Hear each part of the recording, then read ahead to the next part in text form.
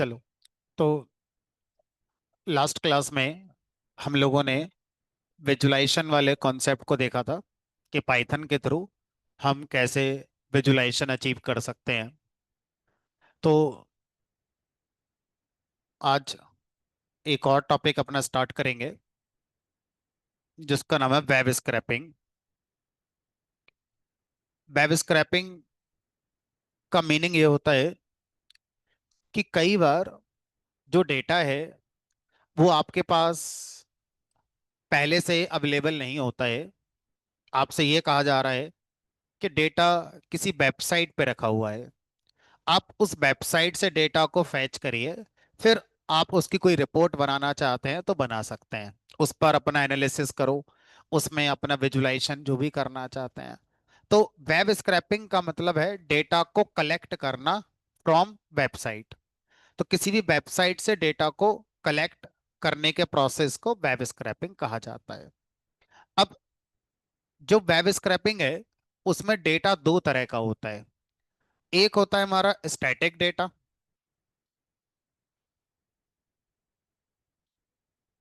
With static data, और एक होता है विद डायनेमिक डेटा।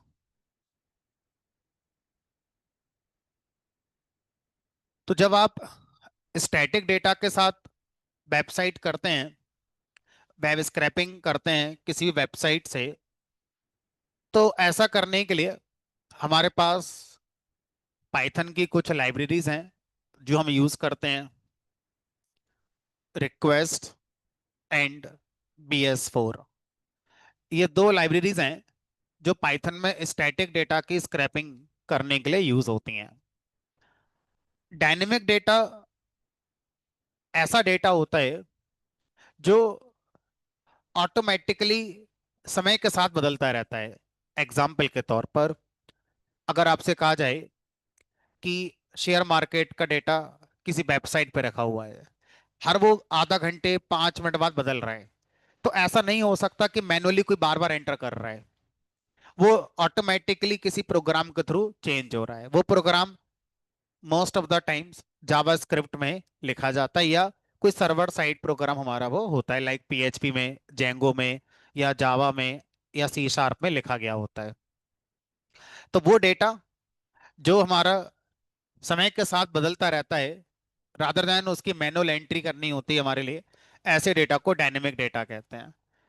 और इस डेटा को स्क्रैप करने के लिए एक अलग ही लाइब्रेरी है, और वो अलग ही एक कोर्स है। वो generally day to day Python coding में लोग नहीं पढ़ते हैं, अलग ही उसका एक कोर्स है। और उस कोर्स का नाम वही है जो उसकी लाइब्रेरी का नाम है, उसे बोलते हैं सेलेनियम। तो पाइथन के अंदर एक लाइब्रेरी है जिसका नाम है सेलेनियम, और सेलेनियम नाम से एक कोर्स भी होता है। ठीक है। तो सेलेनियम लाइब्रेरी का यूज करके आप डायनेमिक डेटा को स्क्रैप कर सकते हैं। फिलहाल अभी हमारा जो टॉपिक है, जो हमारा सिलेबस है, वो हमें स्टैटिक डेटा से स्क्रैपिंग क्या होती है वो हमें सीखने के लिए कहता है, क्योंकि डायनेमिक डेटा की स्क्रैपिंग का अलग ही पूरा कोर्स है, जिसका नाम सिलेनियम है। और 1 महीने का पूरा ही अलग कोर्स होता है पाइथन सिलेनियम, जिसमें आपको 1 महीने पाइथन पढ़ाई जाती है, बेसिक ऑफ पाइथन, जिसमें कोई ऑब्जेक्ट ओरिएंटेड नहीं पढ़ाते आपको, जिसमें कोई रेगुलर एक्सप्रेशन या एक्सेप्शन हैंडलिंग नहीं पढ़ाते, बस list, tuple, set, data type, module import करना, बात खत्म। उसके बाद तो सीधा सिलेनियम लाइब्रेरी आता है। तो लगभग 1.5 से 2 महीने का पूरा कोर्स होता है पाइथन सिलेनियम। तो स्पेसिफिक लोग इसे करने आते हैं, और कुछ लोग मार्केट में जब इसे करने आते हैं तो वो इसे एक दूसरे नाम से हमारा जानते हैं। इसे बोलते हैं ऑटोमेशन टेस्टिंग। Automation testing. तो आपके रिलेटिव में या कोई सीनियर या कोई रेफरेंस में अगर कोई IT में काम करता है और वो ये बोले कि यार ऑटोमेशन टेस्टिंग का कोर्स कर लो, दैट मीन्स वो आपको सिलेनियम कोर्स करने के लिए कहना है। अब पाइथन के थ्रू जब ये कोर्स करा जाता है तो सिलेनियम नाम की एक लाइब्रेरी है, पिप इंस्टॉल सिलेनियम करना पड़ेगा, जो एनाकोंडा के साथ भी नहीं आती है। अलग ही कोर्स, अलग ही लाइब्रेरी। चलो, तो अब हम बात करेंगे स्टैटिक डेटा को स्क्रैप करने की किसी वेबसाइट से। ऐसा करने के लिए रिक्वेस्ट और BS4 लाइब्रेरी की हमें जरूरत पड़ती है। अच्छी बात यह है कि एनाकोंडा के अंदर ये दोनों लाइब्रेरी हमारी आती हैं। ठीक है। अब आपके साथ जो चैलेंज आएगा अभी वो ये कि वेबसाइट से डेटा को जब आप निकालोगे तो इंटरनेट की जरूरत पड़ेगी आपके लिए। इंटरनेट की अवेलेबिलिटी क्लास में नहीं है। तो इस कॉन्सेप्ट को आप सिर्फ यहाँ पर समझ सकते हैं क्या है, इम्प्लीमेंट आप अपने एंड पर जाकर ही कर पाएंगे। ठीक है। चलो, तो मैं किसी एक वेबसाइट को फोकस करके स्क्रैपिंग करके आपको सिखा देता हूँ कैसे स्क्रैपिंग हमारी होती है। और इसको समझने के लिए हमें एक साइड नॉलेज की जरूरत पड़ेगी अपार्ट फ्रॉम पाइथन। और उस साइड नॉलेज का नाम है HTML along with CSS। तो ये दो चीजें अगर आपको बेसिक में आती हैं, एडवांस लेवल की बात नहीं हो रही है, बेसिक में अगर आपको आती हैं तो आप स्क्रैपिंग को अच्छे से कर लेते हो। और इन दोनों के बारे में आपको कोई आइडिया नहीं है तो थोड़ा बहुत आइडिया मैं क्लास में देता रहूंगा जितना रिक्वायर्ड मुझे लगता है। और आप जितना प्रोफिशिएंट होते जाएंगे इन दोनों में उतनी अच्छी स्क्रैपिंग आप अपना कर लेंगे फिर समय के साथ। ठीक है। तो एक किसी वेबसाइट को पकड़ लेते हैं जो मैं स्क्रैप करना आपको सिखाता हूँ। तो कुछ इंटरेस्टिंग सा करने की कोशिश करते हैं। सुप्रीम कोर्ट की वेबसाइट को स्क्रैप करते हैं। अक्सर आप अमेजन फ्लिपकार्ट को स्क्रैप करने के यूट्यूब पर बहुत सारे चैनल देख लोगे, वो आप अपने आप देख लेना, वहां से कर लेना। ठीक है। तो मैं इस वेबसाइट को स्क्रैप कैसे करेंगे वो मैं आपको सिखाता हूँ। ठीक है। तो अब यहाँ पर बहुत सारी चीजें अवेलेबल हैं। और इस वेबसाइट पर जो डेटा अवेलेबल है वो क्या क्या अवेलेबल होगा, तो ये अलग अलग सेक्शन आ रहे हैं। कौन कौन से वकील हैं सुप्रीम कोर्ट में उनकी लिस्ट आएगी सारी की सारी। हम जजेस पर फोकस करते हैं। तो अगर हम जजेस की बात कर रहे हैं तो यहाँ पर चीफ जस्टिस और जजेस की इंफॉर्मेशन अवेलेबल होगी। यहाँ पर जो पास्ट में जस्टिस चीफ जस्टिस रहे हैं उनकी इंफॉर्मेशन मिलेगी। ये पुराने जजेस की इंफॉर्मेशन मिलेगी, है ना। उनके रोस्टर की इंफॉर्मेशन है, क्या रोस्टर चल रहा है हमारा। ठीक है। तो अब मैं किसी एक को करके दिखाता हूँ, बाकी घर जाके आराम से करके देखना। ठीक है। तो कुछ इंटरेस्टिंग सा भी और कहीं रिज्यूम अगर लिखोगे तो अलग दिखेगा, क्योंकि लोग बहुत कम करते हैं। कम इसलिए करते हैं क्योंकि ये जो डेटा अवेलेबल हुआ है ये लास्ट 2 ईयर पहले अवेलेबल हुआ है। 2 साल पहले वेबसाइट तो थी, इस पर डेटा नहीं था। अभी 2 साल पहले ही गवर्नमेंट की तरफ से ये अनाउंस किया गया है कि बहुत सारे गवर्नमेंट का जो डेटा है अलग अलग सेक्टर का, लाइक ट्रांसपोर्ट डिपार्टमेंट का या आपका ये वाला जुडिशरी वाला या और भी डेटा है, तो उन्होंने पब्लिकली कर दिया है। उन्होंने अपनी एक वेबसाइट बना रखी है gov.data.in करके। लेकिन वहां से डेटा आप जब डाउनलोड करोगे तो पहले वो आपसे पूछेंगे अपना आधार कार्ड दो। तो 10 में 9 लोग तो वैसे ही बाहर हो जाएंगे, पता नहीं क्या मांग रहे हैं हमसे, है ना। लेकिन डेटा मिलेगा आपको, आपको गवर्नमेंट के जिस सेक्टर का डेटा चाहिए और उस पर आपको अपना रिपोर्ट बनाना है। 2 4 बच्चों ने बनाया लास्ट बैच में, अच्छी बनाई है उन्होंने, है ना। तो आपको बताना पड़ेगा पर्पस क्या है, क्यों आप इसे पढ़ रहे हो। उसमें आता है स्टूडेंट है, हम लर्निंग के लिए कर रहे हैं। उसमें ऑप्शन आते हैं लर्निंग के लिए या कॉमर्शियल यूसेज करने के लिए। आप अपना फॉर्म फिल करके आधार कार्ड बताकर और अपना डेटा डाउनलोड करके ला सकते हो, है ना। data.gov.in वेबसाइट है। हेलो। तो यहाँ पर आप जिस डेटा को, और ये आप कहते हो ना मैंने लाइव प्रोजेक्ट पे काम किया है, तो डेटा एनालिटिक्स का लाइव प्रोजेक्ट क्या होता है, आपके पास डेटा लाइव होना चाहिए। लाइव डेटा किसी जेन्युइन डेटा के साथ आप काम कर रहे हैं। मैंने आपको टाइटैनिक का डेटा दिया, रेस्टों का डेटा दिया, ये डेटा सब मैंने कैगल से डाउनलोड किया था। वहां पर सब ये पुराना हिस्टोरिकल डेटा रखा हुआ है वो रियल लेकिन हिस्टोरिकल डेटा है। यहाँ पर एकदम आपका पर्टिकुलर कंट्री के अकॉर्डिंग आप यहाँ पे सर्च करो कौन सा डेटा आपको चाहिए, आप यहाँ से कर सकते हो। ठीक है। यहाँ सर्च करो, मान लो आपको डेटा चाहिए रोड का,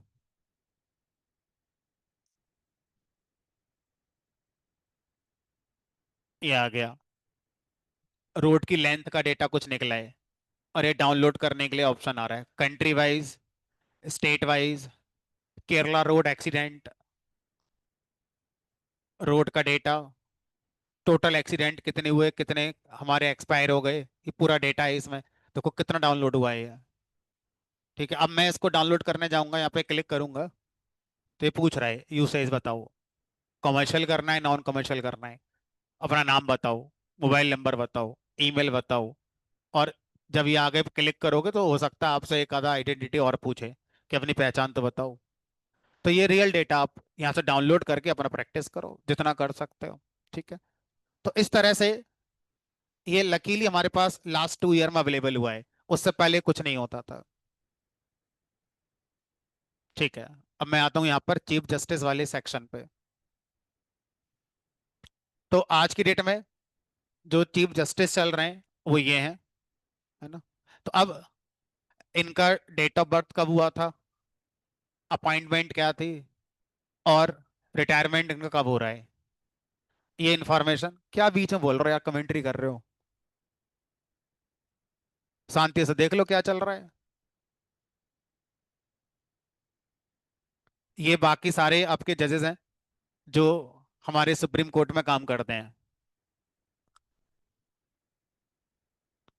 अब मान लो मुझे क्या करना है, मुझसे कहा गया डेटा कलेक्ट करो, सुप्रीम कोर्ट में एट प्रेजेंट कितने जजेस काम कर रहे हैं। तो अब इस साइट से डेटा निकालना पड़ेगा।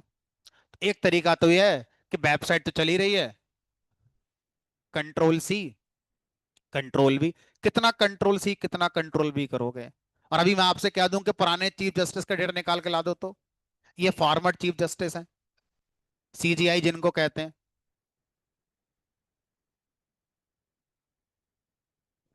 अभी रिटायर हुए हैं ये। तो ये इनकी मुझे लिस्ट चाहिए। तो सर ये तो लगभग हर 6 महीने बाद बदलते रहते हैं। कभी कोई जज नया आ जाता है, कोई सीजीआई रिटायर होकर दूसरा बन जाता है। तो सर मैनुअली कॉपी पेस्ट कोई डेटा चलो एक बार कर लेते हैं, लेकिन सर ये तो चलते ही रहेगा। तो इसको ऑटोमेट करना चाहिए कि मैं एक पाइथन का प्रोग्राम लिखूं, वो पाइथन का प्रोग्राम जिस दिन मैं रन कराऊंगा उस दिन इस वेबसाइट पर क्या डेटा अवेलेबल है वो लाकर मुझे दे देगा। अब मैं उसे एक्सेल फाइल में सेव करूं या जो चाहे वो करूं मैं उस डेटा का। तो इस पर्पस के लिए ऑटोमेशन ही किया जा सकता है। अब इस वेबसाइट पे बहुत सारा डेटा ऐसा है जो स्टैटिकली अपलोड कर दिया गया है, क्योंकि ये डेली नहीं बदल रहा है, एक टाइम के बाद बदलता है। तो हम इसको आसानी से जो रिक्वेस्ट और BS4 लाइब्रेरीज हैं उनसे स्क्रैप कर लेंगे। अगर कोई भी पार्ट ऐसा है जो डायनेमिक जनरेट हो रहा है यूजिंग जावास्क्रिप्ट या कोई सर्वर साइड टेक्नोलॉजी, तो फिर वो स्क्रैप नहीं होगा, फिर उसके लिए आपको अपने लेवल पर सेलेनियम पढ़नी होगी। ठीक है। शुरू करते हैं इस कहानी को अब। तो सबसे पहले क्या करना होगा, सबसे पहले इंपोर्ट करेंगे रिक्वेस्ट नाम की लाइब्रेरी के लिए, और दूसरी लाइब्रेरी आपकी है BS4। ये दोनों लाइब्रेरीज थर्ड पार्टी लाइब्रेरीज हैं। अगर आप BS कोड पे काम कर रहे हो या आइडल पे काम कर रहे हो तो आपको इसे पिप इंस्टॉल पहले करना पड़ेगा। और अगर आप एनाकोंडा चला रहे हो तो आपको कुछ नहीं करना है, ये दोनों लाइब्रेरीज आपको मिल जाएंगी। ठीक है। उसके बाद रिक्वेस्ट मॉड्यूल के अंदर एक फंक्शन होता है जिसका नाम है गेट। गेट फंक्शन कह रहा है मुझे उस वेबसाइट का उस पर्टिकुलर पेज का URL दो जिसका डेटा आप स्क्रैप करना चाहते हैं।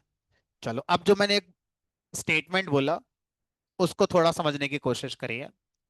जब हम वेबसाइट शब्द का यूज करते हैं तो वेबसाइट बहुत सारे वेब पेजेस का कलेक्शन होती है। तो एक वेबसाइट को जब बनाया गया होगा तो उसमें कई सारे पेजेस हमारे होंगे जिनको वेब पेज कहा जाता है। Web page 1, web page 2, nth web page हो सकते हैं। तो जब आप स्क्रैपिंग करते हैं तो बोलने के लिए हम वेबसाइट की स्क्रैपिंग कर रहे हैं ऐसा बोला जाता है। एक्चुअल में वेबसाइट के किसी पेज की स्क्रैपिंग कर सकते हो। अगर आप पूरी वेबसाइट की स्क्रैपिंग कर रहे हो दैट मींस उसमें जितने पेजेस हैं सबको बार बार जा जाके उनके डेटा को कलेक्ट करना पड़ेगा। ठीक है। तो किसी पेज की स्क्रैपिंग एक्चुअल में होती है, बट बोलने के लिए यही आता है कि वेबसाइट हमने स्क्रैप कर ली। ठीक है। तो अब यहां पर जिस पेज की स्क्रैपिंग करना है उसका URL आपके पास होना चाहिए। अब जैसे मैं जजेस वाले सेक्शन पर जाता हूं, जब यहाँ पे क्लिक करता हूं तो ऊपर जो दिख रहा है वो क्या हो गया, मेरा URL हो गया। अब इस URL को यहां से कॉपी करेंगे और गेट मेथड के अंदर एज ए स्ट्रिंग इसको पेस्ट कर देंगे। अब रिक्वेस्ट लाइब्रेरी का जो गेट फंक्शन है, ये हमसे जो यूआरएल मांगता है उसको चेक करेगा इंटरनेट पर ये अवेलेबल है कि नहीं। तो स्पेलिंग मिस्टेक वगैरह होंगी या ये वेबसाइट अब सर्वर से हट गई है, तो फिर आपके इस लाइन में आ जाएगी एरर। और अगर ये वेबसाइट अवेलेबल है, चल रही है, और इसने रेस्पॉन्स दिया, तो आपको एक रेस्पॉन्स ऑब्जेक्ट मिल जाता है। और उस रेस्पॉन्स ऑब्जेक्ट को आप प्रिंट कराकर देखेंगे तो उसका एक सक्सेस कोड होता है 200। तो अगर किसी भी वेबसाइट के पेज से आप रिक्वेस्ट लाइब्रेरी के थ्रू अपना कनेक्शन बनाते हैं, कनेक्शन सही अगर बन गया, तो आपको एक रेस्पॉन्स ऑब्जेक्ट मिलेगा। और उस रेस्पॉन्स ऑब्जेक्ट के अंदर एक कोड हमारा होता है, और 200। अगर ये कोड इसके अंदर आके स्टोर हुआ है, दैट मीन्स ये वेबसाइट लाइव है, चल रही है, आप इससे डेटा को निकाल सकते हैं। अगर रेस्पॉन्स कोड 200 के अलावा कुछ और आया, तो देयर में भी ए चांस कि आपकी वेबसाइट में कुछ इश्यूज हैं, आप वहां से डेटा शायद कलेक्ट नहीं कर पाएंगे। देखते हैं क्या आता है। हमारा तो सही चल रहा है, तो ये जो आता है इसको रेस्पॉन्स कोड कहते हैं। ठीक है, चलो। अब रेस्पॉन्स कोड एक और कई बार देखने को मिलता है, जिसका नाम है 500। इसका मतलब ये होता है कि वेबसाइट तो लाइव है, लेकिन जिस पेज को आप ढूंढ रहे हो वो पेज टेम्परेरी हमारा वहां से हटा दिया गया है। अगर ऐसा आता है तो 500 की सीरीज में आपको कोई ना कोई कोड देखने को मिलेगा। ऐसे ही कोड आता है 501, 503। तो ये जो 5 सीरीज वाले जितने भी कोड आएंगे, इसका मतलब है वेबसाइट अवेलेबल है, लेकिन जिस पेज को आप ढूंढ रहे हो उस पेज को टेम्परेरी यहां से हटा दिया गया है, या उसमें कुछ टेम्परेरी मेंटेनेंस चल रही है, तो आप थोड़ी देर बाद आकर ट्राई अपना कर सकते हैं। ठीक है, 200 कोड का मतलब है ऑल इज वेल। ठीक। अब अगर सर मैंने स्पेलिंग मिस्टेक कर दी, तो बाई चांस की बात है, अगर इस नाम की भी कोई वेबसाइट निकली तो सही सही लेगा, और नहीं निकली तो एरर आ जाएगी। इस तरह की एरर आएगी। बहुत सारे ट्राई कर लिए, बिहाइंड द सीन कनेक्शन बनाने की कोशिश करी इंटरनेट पर, ऐसा कोई यूआरएल अवेलेबल ही नहीं है, और आपकी क्या आ गई, कनेक्शन एरर आ गई। तो कनेक्शन एरर का मतलब होगा या तो आपके में इंटरनेट नहीं है, और अगर इंटरनेट है तो जो यूआरएल आप दे रहे हैं वो कहीं ना कहीं कुछ गलत है। ठीक है, तो जो सही था वो मैंने लिख दिया। अब अगला काम क्या है?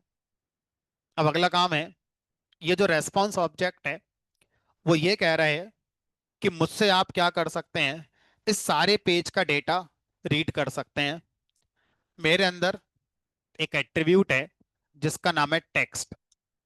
तो रेस्पॉन्स ऑब्जेक्ट पर अगर हम text attribute, it is not a function, it is attribute. तो ये एट्रीब्यूट क्या करता है, इस पूरे पेज का data with HTML source code लाकर मुझे दे देगा। अब जो मुझे मिला ये पूरा का पूरा मेरा वेब पेज का डेटा आ गया, तो इसको मैं वेब पेज कह सकता हूँ। सर प्रिंट करा कर दिखाना एक बार कैसा होता है वेब पेज देखने में।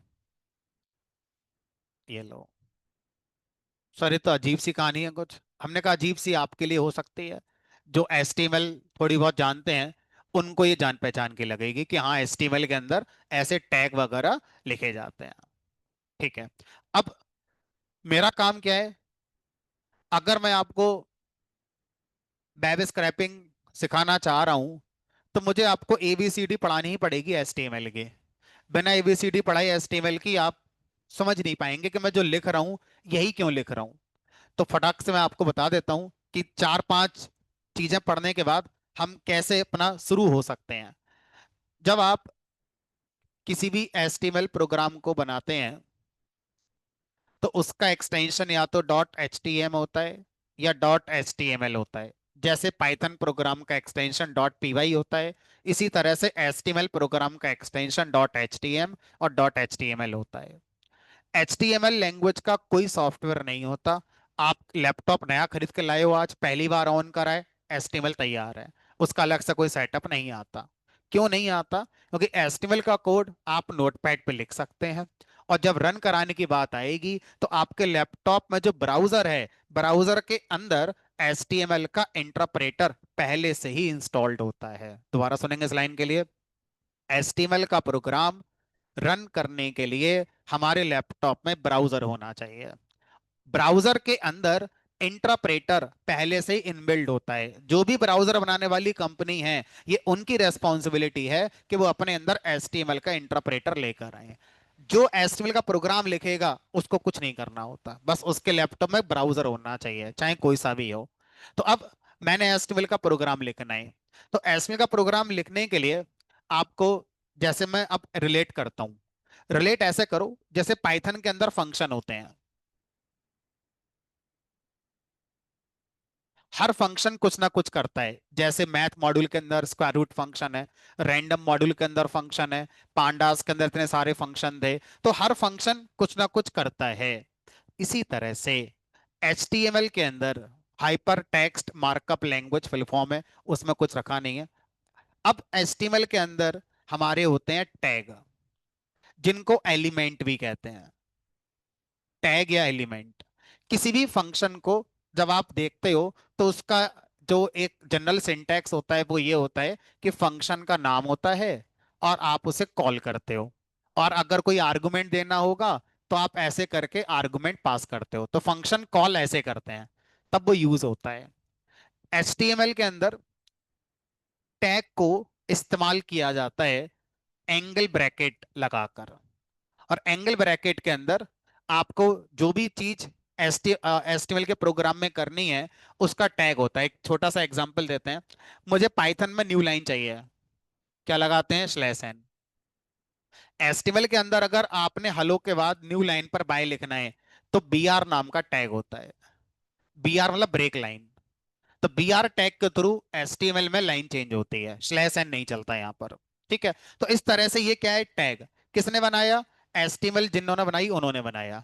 एज ए प्रोग्रामर आपको परमिशन नहीं है कि आप अपने टैग बना पाए, तो HTML के अंदर सिर्फ लाइब्रेरी टैग होते हैं, आप अपने टैग नहीं बनाते। अपने जो टैग बनाते हैं उसका नाम है XML, एक्सटेंसिबल एक्सटेंसिबल, जिसको बढ़ाया जा सके, मार्कअप लैंग्वेज। अब जिस तरह से न्यू लाइन के लिए BR टैग होता है, इसी तरह से अगर मैं कोई पैराग्राफ लिखना चाहूं तो P नाम से टैग होता है। अगर मैं कोई टेबल बनाना चाहूं तो टेबल नाम का टैग होता है। तो इस तरह से HTML के अंदर जो भी काम करना है, हर काम को करने के लिए क्या होते हैं, टैग होते हैं। टैग्स को एलिमेंट्स भी कहा जाता है, तो आप इन्हें टैग भी कह सकते हो और एलिमेंट भी कह सकते हो। पहचान एंगल ब्रैकेट में लिखा जाएगा, तो जो भी एंगल ब्रैकेट में लिखा जाए वो हमारा HTML का टैग या एलिमेंट कहलाता है। अब हर फंक्शन के लिए कुछ इनपुट पहुंचाने के लिए हम आर्गुमेंट का इस्तेमाल करते हैं। इसी तरह से किसी भी टैग को अगर हम कुछ इनपुट देना चाहते हैं, तो किसी भी टैग को इनपुट देने के लिए हम यहां पर एट्रीब्यूट का यूज करते हैं। तो यहां पे टर्म आता है एट्रीब्यूट। तो एक टैग के कई सारे एट्रीब्यूट हमारे हो सकते हैं, एट्रीब्यूट देन उसकी वैल्यू, दूसरा एट्रीब्यूट देन उसकी वैल्यू। तो इस तरह से हर टैग के अपने अपने एट्रीब्यूट होते हैं। वो एट्रीब्यूट उस टैग को एक्स्ट्रा इंफॉर्मेशन देने का काम करते हैं। बहुत छोटा एग्जांपल, मुझे कोई इमेज लगानी है तो IMG नाम का टैग है। अब IMG टैग ये कह रहा है मुझे क्या पता कौन सी इमेज दिखाना चाहते हो, तो मुझे बताओ तो कौन सी इमेज है। अब इसे बताएं कैसे, मतलब इसको एक इनपुट देना है अपने इमेज के बारे में, तो SRC नाम से क्या होता है, एक एट्रीब्यूट होता है। यहां पर आप बताते हो कि मेरे लैपटॉप में C ड्राइव के अंदर इस फोल्डर के अंदर ये वाली इमेज रखी है, ये दिखा दो। अब ये कह रहा है कुछ और इनपुट देना चाहते हो, हमने कहा जैसे ये इमेज बहुत बड़ी है तो बड़ी दिखा दें, हमने कहा नहीं, पर्टिकुलर साइज की दिखाओ। तो बताओ फिर मुझे कैसे बताओ कि विथ नाम का एट्रीब्यूट है, विथ इक्वल टू मैंने कर दिया 100 पिक्सल, हाइट, ठीक है, समझ में आ गया सर क्या कहना चाह रहे हो। तो ये होता है टैग, और टैग को इनपुट देने के लिए होते हैं एट्रीब्यूट, और हर एट्रीब्यूट की वैल्यू आपको देनी होती है। वैल्यू आपकी पसंद की होती है, एट्रीब्यूट प्री डिफाइन होते हैं, आप इनको ना बना सकते हैं ना इनको बदल सकते हैं। हर टैग के अपने अपने एट्रीब्यूट हो सकते हैं, जैसा IMG टैग का एट्रीब्यूट हो गया SRC या विथ या हाइट, उसी तरह से हर टैग के अपने अपने एट्रीब्यूट हो सकते हैं, और कुछ टैग ऐसे भी हैं जिनके कॉमन एट्रीब्यूट हैं, ये यहां भी मिलेगा और यहां भी मिलेगा। ठीक है, चलो, इतने से हम वेब स्क्रैपिंग कर लेते हैं। अब जरा ध्यान से देखो, यहां पर ये आपका एचटीएमएल नाम का टैग है, ये क्या होगा इसका एट्रीब्यूट।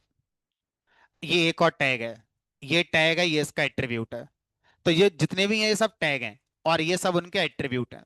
ठीक है, अब अगर मैं एक इंसान और एक एचटीएमएल के प्रोग्राम को कंपेयर करूं, तो एक पॉइंट समझना और आसान हो जाता है। ये इंसान का हेड है और ये इंसान की बॉडी है। इसी तरह से एचटीएमएल के अंदर मेनली दो टैग होते हैं। ये पूरा इंसान है जिसको एचटीएमएल टैग कहते हैं। जो भी टैग ओपन होगा लास्ट में क्लोज होगा। तो किसी भी टैग को क्लोज करने के लिए उसी टैग को दोबारा लिखा जाता है और उसके पहले एक फॉरवर्ड स्लैश लगाते हैं। अब इस मेन टैग के अंदर सारा कोड लिखना है, मतलब इसको मानो पूरा इंसान, ये पूरा इंसान है यहां से लेकर यहां तक। अब इसके अंदर दो सेक्शन बनाने पड़ेंगे, एक हेड नाम से, जो लिखना है हेड में अपना लिख सकते हो, और दूसरा बॉडी नाम से। अब बॉडी के अंदर आप वो लिखते हो जो दिखाना चाहते हो, हेड के अंदर आप वो लिखते हो जिसको लॉजिक के साथ एग्जीक्यूट करना चाहते हो। ठीक है, अब ये वो वेब पेज है, इसके अंदर वो सारी इंफॉर्मेशन है जो आप यहां देख रहे थे। ये सारी इंफॉर्मेशन जो यहां पर है वो यहां पर आ गई। अब इसके अंदर से ढूंढ के लाना निकालना सर, ये तो बहुत चैलेंजिंग हो जाएगा मेरे लिए। है सब इंफॉर्मेशन देखो, ये है। कहीं तो कुछ लिखा ही है, दिख तो रही है कहीं ना कहीं कुछ, नाम भी दिखेंगे। लेकिन सर, इस पर्टिकुलर जगह को हिट करना ये तो बहुत चैलेंजिंग हो जाएगा, क्योंकि इतना सब मैं दिखाऊंगा तो ये तो मेरे काम का बहुत कुछ है ही नहीं इसमें। इसी शब्द को बोलते हैं पार्सिंग। पार्सिंग शब्द का मतलब होता है जो वेब पेज आपको मिला है उस वेब पेज के अंदर से रिलेवेंट इंफॉर्मेशन को निकालना, रिलेवेंट डेटा को एक्सट्रैक्ट करना इज कॉल्ड पार्सिंग। तो मुझे क्या करना पड़ेगा, वेब के डेटा को कलेक्ट करने के बाद उसकी पार्सिंग करनी होगी। ठीक है, कलेक्ट करना देन पार्सिंग करना, इन दोनों को स्क्रैपिंग कहा जाता है। तो वेब स्क्रैपिंग में पहला पॉइंट हो गया कलेक्ट करना, जो कि बड़ा आसान है, एक लाइन लिखनी थी बस। अब दूसरा काम ये ज्यादा समय का है, जिसको पार्सिंग कहते हैं। पार्सिंग करने के लिए जो BS4 नाम की लाइब्रेरी है उसका यूज करते हैं। BS4 लाइब्रेरी के अंदर एक क्लास है, जैसे पांडास के अंदर डेटा फ्रेम क्लास होती थी, इसी तरह से BS4 लाइब्रेरी के अंदर एक क्लास होती है जिसका नाम है ब्यूटीफुल सूप। और शायद BS लाइब्रेरी का नाम इसी के नाम पर रखा गया होगा। ब्यूटीफुल सूप नाम की क्लास होती है, इस क्लास का आप क्या बनाएंगे, ऑब्जेक्ट बनाएंगे। और इसके कंस्ट्रक्टर में एज ए फर्स्ट आर्गुमेंट क्या पास करोगे, वेब पेज का डेटा, जो आपने वेब पेज अपना तैयार किया है वो पास कर दो। इससे आपको क्या मिल जाएगा, सूप का ऑब्जेक्ट मिल जाएगा। अच्छा, मान लो मैं इस लाइब्रेरी का यूज ना करवाऊं, आप अपना एक्सपीरियंस यूज करके बता सकते हो इस भीड़ में से अपने काम के डेटा को निकालने के लिए मैं पाइथन का क्या टॉपिक यूज कर सकता हूं।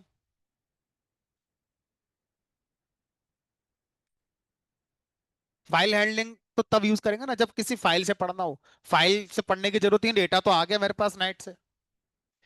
और सोचो, उसी में आगे सोचो।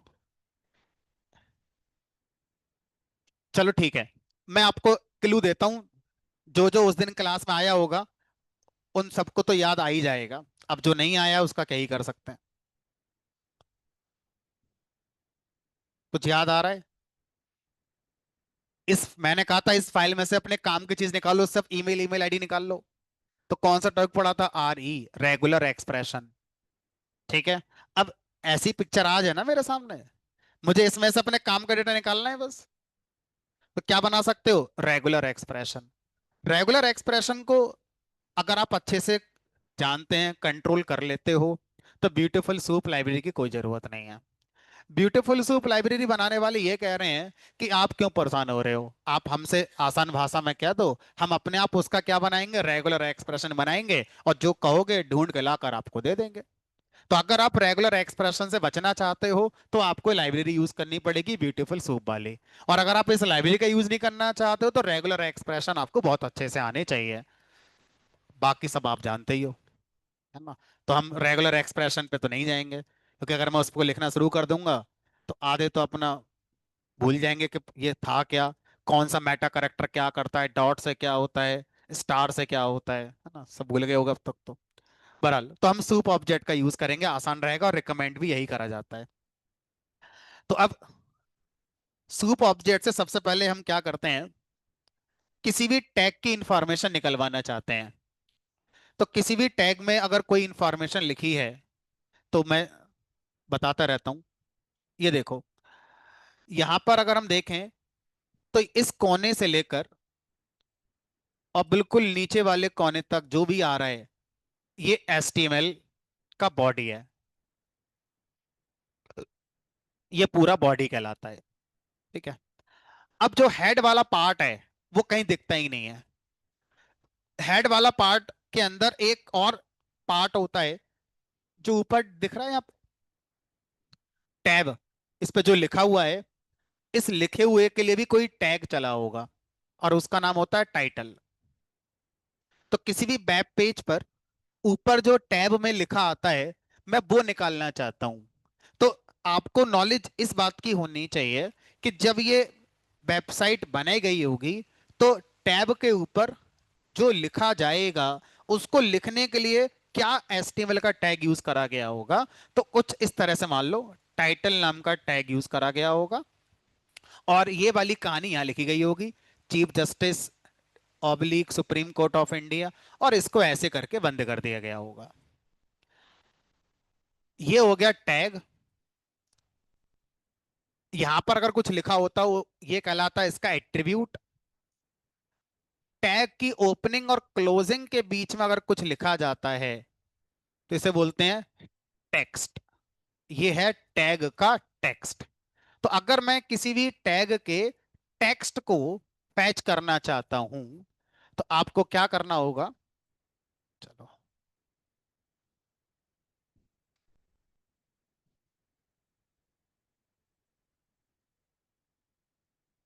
ये देखो, है डेटा में टाइटल टैग, और यही लिखा है यहाँ पर, जो वहां लिख कर आ रहा था वो यही लिखा हुआ है। अब मुझे ये इंफॉर्मेशन पढ़नी है, सिर्फ ये। ठीक है, तो अब कैसे पढ़ रहे हैं वो देखते हैं। सूप डॉट फाइंड, फाइंड नाम का सूप ऑब्जेक्ट के अंदर एक मेथड होता है। फाइंड मेथड कहता है लाओ मुझे स्ट्रिंग में टैग का नाम बता दो, सिर्फ नाम बताओ, एंगल ब्रैकेट नहीं लगाने हैं। क्या लिख दूं यहां पर मैं, टाइटल। अभी क्या करेगा, ये सूप ऑब्जेक्ट जिस वेब पेज के लिए बनाया गया है उस वेब पेज में जाके ढूंढेगा टाइटल टैग कहाँ लगा हुआ है। जहां टाइटल टैग लगा होगा पूरा का पूरा टाइटल टैग लाकर मुझे दे देगा। उसके अंदर का सिर्फ टैग्स नहीं, पूरा का पूरा टैग लाकर दे देगा। तो मान लो मैंने टैग नाम के वेरिएबल में स्टोर कर लिया। बिहाइंड द सीन जो भी टैग हमारा पाइथन में आता है उसके लिए एक क्लास होती है जिसका नाम भी टैग है, और वो एक टैग क्लास का ऑब्जेक्ट बनकर आता है। अब मैं इसको प्रिंट कराता हूँ, निकल कर आके देखो।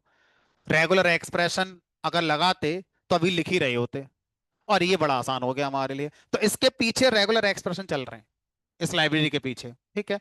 अब सर ये डेटा आपने टाइटल का निकाल लिया, लेकिन सर ये क्यों आना चाहिए, एक एंड यूजर के लिए क्या पता है HTML क्या होती है, उसको तो बस ये डेटा दिखाओ ना, काम का डेटा जो दिख रहा है यहाँ पर। तो अब किसी भी टैग से अगर आप सिर्फ उसका टेक्स्ट निकालना चाहते हैं तो उस टैग के ऊपर मेथड कॉल करेंगे गेट टेक्स्ट।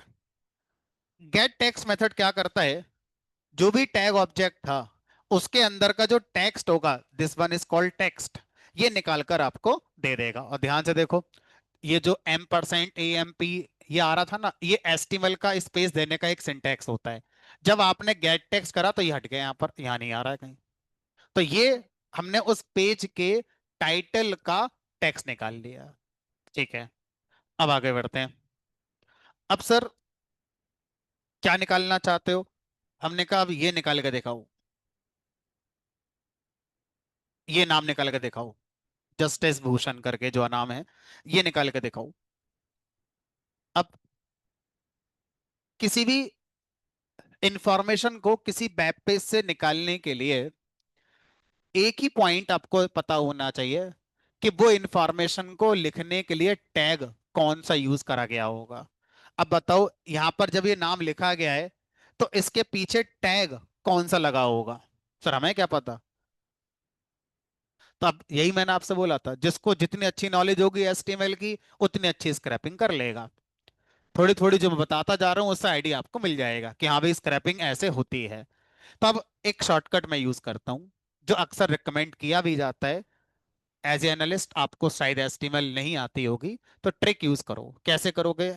इस पेज को ओपन करो, इस पेज पर राइट क्लिक करो और इंस्पेक्ट पे जाओ। इंस्पेक्ट पे जाने से क्या होता है, दो हिस्से बन जाते हैं। एक तरफ आपका जो वेब पेज पे दिख रहा था वो, और दूसरी तरफ उसके पीछे क्या कोड था वो राइट साइड में आ जाता है। तो आप इधर माउस होवर करो, उधर वो बताता रहेगा इसका कोड ये है, इसका कोड ये है, इसका कोड ये है। चलो देखते हैं। लेकिन ऐसा करने से पहले आपको इस फीचर को इनेबल करना पड़ेगा यहाँ क्लिक करके। ठीक है, तो इसको, इस फीचर को मैं इनेबल कर लेता हूँ। ठीक है, अब इधर माउस लेके जाओ, उधर देखो वो तैयार हो जाएगा। देखो इसका टैग, और यहाँ बता भी रहा है। और नीचे आते हैं, और नीचे आते हैं। सर ये बता दो, ये है। तो कौन सा टैग है यहाँ पर? देखो हाईलाइट हो रहा है, स्ट्रॉन्ग नाम का टैग है कोई। ठीक है, और यहाँ से पता भी चल रहा है, वहां देखने की जरूरत भी नहीं है, यही दिख रहा है कि स्ट्रॉन्ग नाम का टैग है, जिसके अंदर एट्रीब्यूट एक ही है, एक ही है, and so on so on. तो जो सबसे पहले पर्पल कलर में लिखकर आ रहा है, ये हमारा क्या है, टैग का नाम हो गया। उसके बाद डैश लगकर जो आ रहा है वो हमारा उसका एट्रीब्यूट का नाम होगा। ठीक है, चलो तो अब अगर आपसे कहा जाए कि सर ये सारी चीजें तो हम, अगर मुझे ये चाहिए तो सर ये स्पेन नाम का टैग है, ये चाहिए तो सर ये तो बड़ा दिक्कत वाली बात। हमने कहा नहीं, थोड़ा सोचो। इस वेबसाइट का स्ट्रक्चर सेम रहेगा, 2 महीने बाद नए चीफ जस्टिस आते हैं, तो सिर्फ यहाँ पर नाम ही तो चेंज होगा, उसके पीछे जो टैग चल रहा है वो तो सेम ही रहेगा, वो थोड़ी चेंज होगा। हाँ, आपके सामने दिक्कत बिल्कुल आएगी अगर वेबसाइट बनाने वाले टैग का नाम ही चेंज कर दें, तो फिर हमारा कोड बेकार हो जाएगा। तो ऐसा क्यों करेंगे? वो अपने एफर्ट क्यों ज्यादा लगाएंगे, बार बार वेबसाइट बनाएंगे, टैग चेंज करेंगे, तो कॉस्ट नहीं आएगी उनकी? तो सेम स्ट्रक्चर पे डेटा बदलेगा। अगर आपकी वेबसाइट का यही पॉलिसी है कि हम स्ट्रक्चर सेम रखेंगे, बस डेटा बदलते रहेंगे, तो आपका लिखा कोड एक बार जो लिखोगे हमेशा काम करता रहेगा। और जिस दिन टैग बदलेगा, स्ट्रक्चर में चेंज करेंगे वेबसाइट वाले, आपका कोड बेकार हो जाएगा, फिर आपको दोबारा लिखना पड़ेगा। ठीक है, ऐसा होता नहीं है। बहरहाल अब कुछ कुछ मेरी समझ में आना शुरू हो गया, तो मैंने क्या करा, सर इसी को पकड़ते हैं। तो यहां पर मैं स्ट्रॉन्ग नाम का एक टैग लगाता हूं। ठीक है, तो मैं गया गया यहाँ पे गया, और यहाँ लिखा फिर से tag equal to soup object dot find, क्या नाम था टैग का, स्ट्रॉन्ग। अब ये हमारी नॉलेज हमसे कहेगी कि पूरे एचटीएमएल पेज में जनरली टाइटल एक ही होता है, लेकिन सोचो, क्या स्ट्रॉन्ग टैग एक से ज्यादा बार आ सकता है? हमने कहा ये पॉसिबिलिटी है। तो स्ट्रॉन्ग टैग यानी कि जो भी टैग आप यहाँ लिखते हैं, वो टैग आपके HTML पेज में एक से ज्यादा बार हो सकता है। फाइंड फंक्शन ये कह रहा है कि मैं पूरे पेज में ये वाला टैग पहली बार कहाँ आया था वो ला कर दे दूंगा। हमने कहा ये तो हमारे काम का शायद होगा भी नहीं। ये आ गया भारत का सर्वोच्च न्यायालय, क्योंकि सबसे पहले जो स्ट्रॉन्ग टैग लिखा है वो यही है। अब सर मैं अपने वाले तक कैसे पहुंचूंगा? ऐसे तो बहुत मिलेंगे रास्ते में अब। तो अब दूसरा तरीका, एक और फंक्शन है जिसका नाम है find all. Find all function कह रहा है अब ये सूप ऑब्जेक्ट जिस वेब पेज का बना है उस वेब पेज में जितने स्ट्रॉन्ग नाम के टैग लगे होंगे सारे लाकर दे दूंगा। यानी कि इस बार टैग नहीं, टैग्स आएंगे और एक लिस्ट में रखकर आपको सारे टैग दे दिए जाएंगे। सॉरी, तो सारे आ गए। हमने कहा प्लस पॉइंट भी है और नेगेटिव पॉइंट भी है। प्लस पॉइंट ये है कि एक ही बार में सबके नाम आ गए जितने भी थे। लेकिन सर जो ढूंढ रहे थे वो, हमने कहा वो भी आ गए, देखो ये जस्टिस भूषण। अब एक काम करते हैं, क्यों ना सर एक काम करें, ये जो हमारी लिस्ट आई है इस लिस्ट पे ना एक लूप लगाते हैं। हमने कहा बिल्कुल लगाओ, और एक एक टैग बाहर आने देते हैं, फिर देखेंगे कुछ कर सकते हैं कि नहीं उन पर। तो अभी कोई डिफरेंस नहीं है, बस थोड़ा सा देखने का नजरिया बदल जाएगा।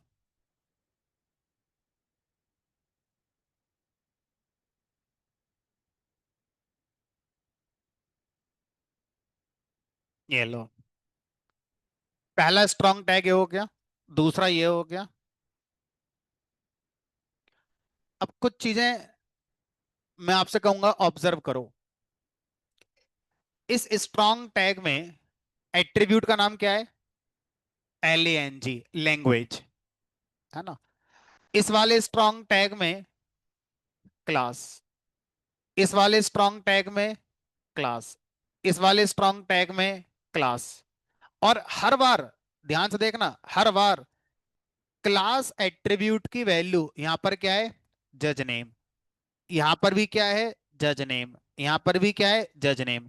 इसका मतलब पूरे पेज में जितने स्ट्रॉन्ग टैग हैं उनमें से कुछ स्ट्रॉन्ग टैग ऐसे हैं जिनमें हमारे जो जस्टिस हैं उनके नाम लिखे हुए हैं।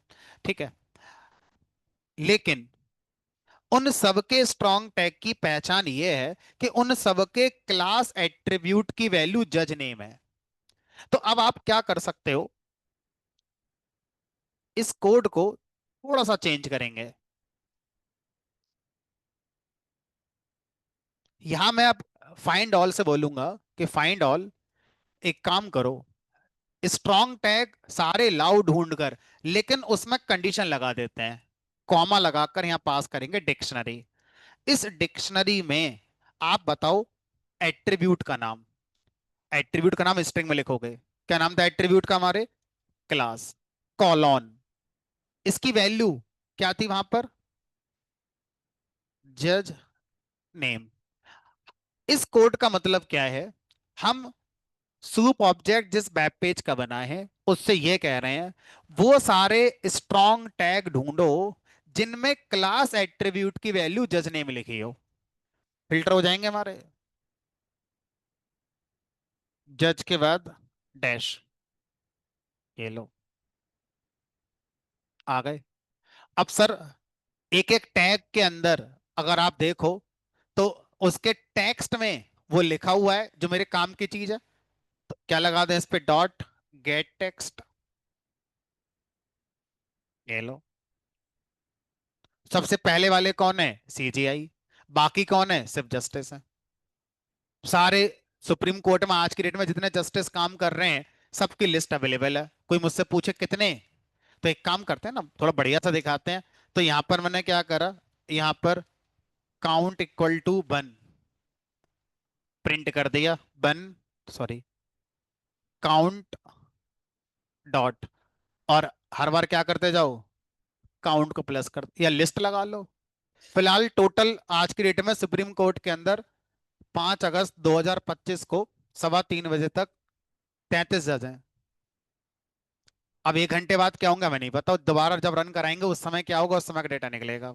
तो जिस दिन ये कोड चलेगा उस दिन कितने जजेस अवेलेबल हैं उनकी लिस्ट आ जाएगी सारे के सारे। अब ये जो लिस्ट आई है आप इसको कहीं सेव कर लो एक्सेल वेक्सेल में, ताकि फर्दर यूज हो जाए कि मैंने भी इस तारीख को डेटा स्क्रैप किया था, ये निकले थे, and so on so on. चलो अब अगला काम क्या करना है सर, ये भी ला दो कि कौन कब से हमारा सुप्रीम कोर्ट में ज्वाइन किया था और कब वो रिटायर होगा। बढ़िया डेटा बन जाएगा। नाम, इसके आगे लिख दो date of appointment, supreme court में कब ज्वाइन करा था। उसके आगे लिख दो डेट ऑफ रिटायरमेंट। और मेहनत करो, ढूंढो डेटा और लिख दो इसके आगे कि ये जो जितने भी जज हैं, हर जज के आगे टोटल केसेस, अभी ये कितने केसेस हैंडल कर रहे हैं, या अब तक टोटल कितने केसेस इन्होंने डील कर लिए हैं। उसके आगे लिख दो कंप्लीटेड केसेस और ऑनगोइंग केसेस। मतलब बढ़िया से एक डेटा निकल कर आ जाएगा। आप थोड़ी मेहनत करो घर जाके तो। यहां पर आ गया जज का नाम, यहां पर डेट ऑफ अपॉइंटमेंट, यहां पे date of retirement, total cases कितने मिले उनको आज की डेट तक, उसमें से कितने कंप्लीट हो गए, कितने ऑनगोइंग हैं अभी। और कुछ देखना चाहते हो देख लो, सब मिलेगा आपको। डेटा निकाल कर तैयार रखो अपना, डेली प्रोग्राम आके शिफ्ट एंटर करना है बस, पता चल जाएगा। आपको एक ट्रेंड पता चल जाएगा, एक महीने में कितने केस कौन निपटा रहा है। परफॉर्मेंस पता चल जाएगी किस जज की क्या परफॉर्मेंस है। भाई कितने किसको कितने केस अलॉट करे गए थे, उसमें से कितने उसने कंप्लीट कर लिए हैं, वो उसकी परफॉर्मेंस हो गई। यही तो निकलेगा और क्या निकलेगा। अब इसका कोई दूसरा तरीका है नहीं इस रिपोर्ट को बनाने का, आपको स्क्रैपिंग करके डेटा निकालना पड़ेगा क्योंकि डेली बदल रहा है ये। ठीक है।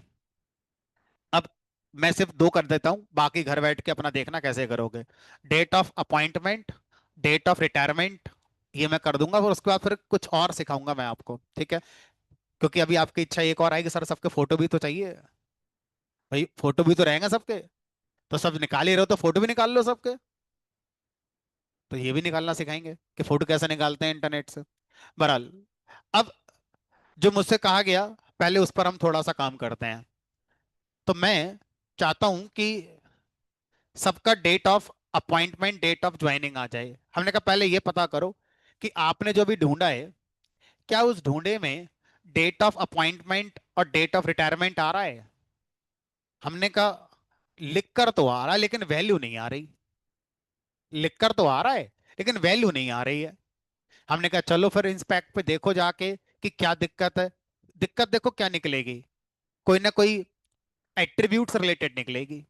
ठीक है, हमने कौन से एट्रीब्यूट डेटा मांगा है, जज नेम। चलो चलते हैं देखते हैं कुछ निकाल पाए अगर तो। डेट ऑफ बर्थ नहीं, ये वाला डेटा चाहिए मुझे, इस पे क्लिक करेंगे, ये वाला डेटा चाहिए। देखो जरा कौन सा टैग है, डिव टैग। अब जरा एक बार नीचे आके भी देख लो, डिव के बाद क्लास एट्रीब्यूट की value M R dash top 15 ऐसे कुछ लिखी हुई है। अगले वाले में देखना क्या यही लिखी है। ये तो जज के नेम हो गए, और सर इनका डेट ऑफ अपॉइंटमेंट और डेट ऑफ ज्वाइनिंग तो कहीं ये आया, देखो यहाँ पे जब क्लिक करा तब आया।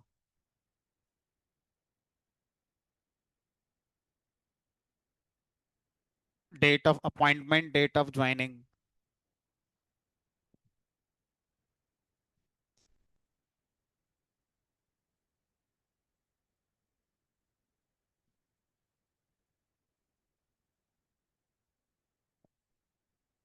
स्ट्रॉन्ग टैग, जज नेम।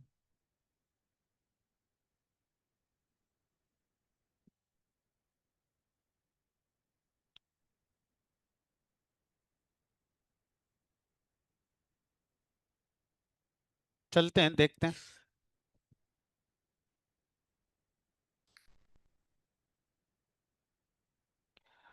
ये है पैराग्राफ, ध्यान से देखो ये है पैराग्राफ। अब इस पैराग्राफ में ये बात कहीं लिखी हुई है, डेट ऑफ अपॉइंटमेंट और डेट ऑफ रिटायरमेंट। सर थोड़ा सा मुझे लग रहा है टाइम टेकिंग होगा ये।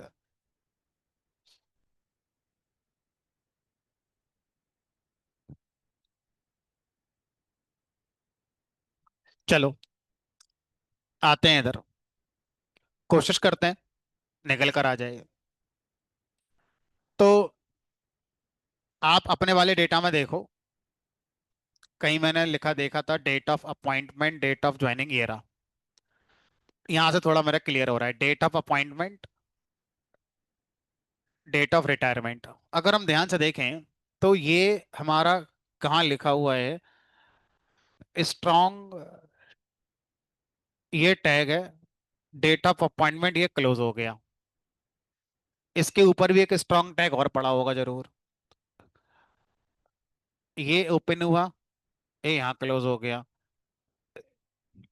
पी टैग चल रहा है पैराग्राफ वाला, लेकिन पैराग्राफ टैग तो चलो ठीक है, करते हैं। कुछ करोगे तभी ब्रेन कुछ सोचेगा। तो मैं एक काम करता हूँ, अलग अलग पार्ट में करता हूँ। पहले पार्ट में अलग निकल कर आ गया, अब इसको कहीं लिस्ट में डिक्शनरी में स्टोर कर लेना। अब दूसरे पार्ट पर काम करते हैं, क्योंकि एक साथ सब सोचोगे तो शायद रह ही जाए हमारे टाइम फ्रेम के अकॉर्डिंग। तो सारे टैग्स ढूंढो, soup object dot find all, सबके पैराग्राफ ढूंढ लो। देखते हैं क्या निकल कर आता है।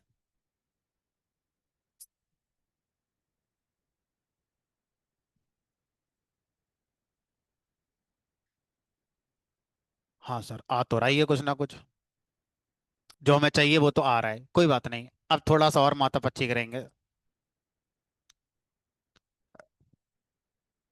कुछ ऐसा देखो जिसमें कोई पैटर्न कॉमन बनता हो। पैराग्राफ, एट्रीब्यूट है स्टाइल, और वैल्यू है टेक्स्ट अलाइन।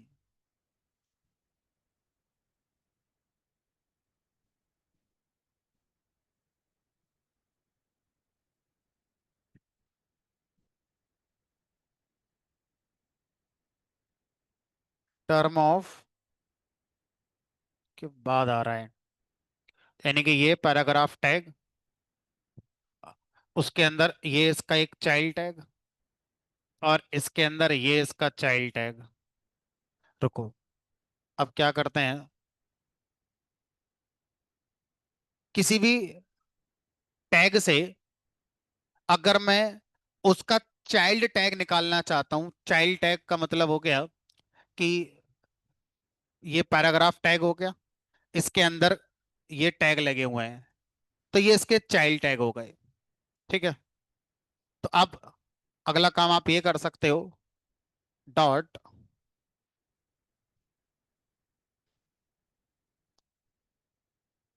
चिल्ड्रेन, उसके चिल्ड्रेन टैग निकालो। List iterator is not callable, कोई बात नहीं।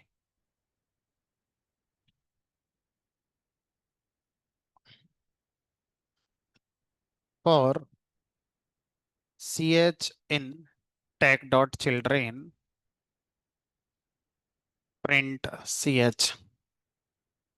हाँ सर, थोड़ा क्लोज हो गए, ठीक है।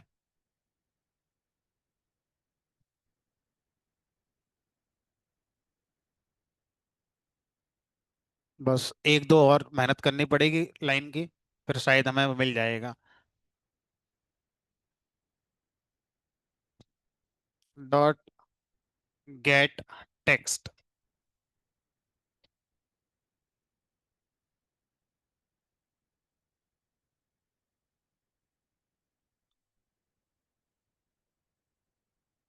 ठीक है, अब इसको थोड़ा सा क्लीन करना पड़ेगा। बीच में स्पेस आ रहे हैं, ये जो आ रहा है ये सब हटाना पड़ेगा। और ये जो कहानी लिखी है, ये चीज चीफ जस्टिस ऑफ इंडिया की कहानी पूरी लिख कर आ रही है, लेकिन बाकियों की कहानी पूरी लिख कर नहीं आ रही। बाकियों का सब डेट ऑफ अपॉइंटमेंट और डेट ऑफ रिटायरमेंट ही लिख कर आ रहा है। अब इस डेटा को फर्दर आपको क्लीन करना पड़ेगा कहीं किसी वेरिएबल में स्टोर करके। उसके बाद फिर इसको एक लिस्ट में रखो, फिर पहले वाली लिस्ट और इस वाली लिस्ट को जिप लगाकर पैरेलल इटरेट करो, तब जाके वो हो पाएगा जो आप सोच रहे थे। लेकिन काफी क्लोज आप आ गए हैं, जो निकालना चाहते थे वो कुछ निकल के आ तो गया ही है। ठीक है, तो अब इस बात को मैं यहीं पे रोक देता हूं, क्योंकि देखो इससे ज्यादा के लिए आपको और एचटीएमएल के बारे में जानना पड़ेगा। और अदरवाइज ये जो आपका डेटा निकला है इसको किसी स्ट्रिंग में स्टोर करके आप एक वेरिएबल में अपना स्टोर कर लो, और फिर उसको फाइल में सेव कर दो। नॉर्मल फाइल बन जाएगी, रेगुलर एक्सप्रेशन मैन्युअली लगा के फिर आप अपना निकाल लोगे, है ना। अब मैं आपको वो सिखाता हूँ जो ज्यादा जरूरी है देन इस तरह के डेटा को निकालना, क्योंकि ये समझ में आ गया। अब नॉलेज HTML की होनी चाहिए और थोड़ा सा रेगुलर एक्सप्रेशन मैनुअली हो सकता है लिखने पड़ जाए। वापस आते हैं इस वेबसाइट पर। सबके फोटो निकालना सिखा दो। फोटो कैसे निकालोगे? तो किसी भी इमेज को जब किसी वेबसाइट पे लगाया गया होगा तो IMG टैग से लगाया गया होगा। तो अब मैं क्या करने जा रहा हूं, इस वाले सूप ऑब्जेक्ट से बोलूंगा कि भाई हमें सारे IMG टैग लाकर दे दो। Soup object dot find all. ये इंटरेस्टिंग होने वाला है, इसको पूरा करूंगा मैं, बीच में नहीं छोड़ूंगा। इसको मैं करने जाऊंगा तो 4 बज जाएंगे। मुझे लगता है इससे ज्यादा इंपॉर्टेंट ये है जो मैं करने जा रहा हूँ, ठीक है। तो फाइंड ऑल, और यहां पर मैंने कहा IMG टैग। तो जितने भी IMG टैग्स हैं वो मेरे निकल कर आ गए। अब मैं आपको सिंपल प्रिंट करा के दिखा देता हूं पहले।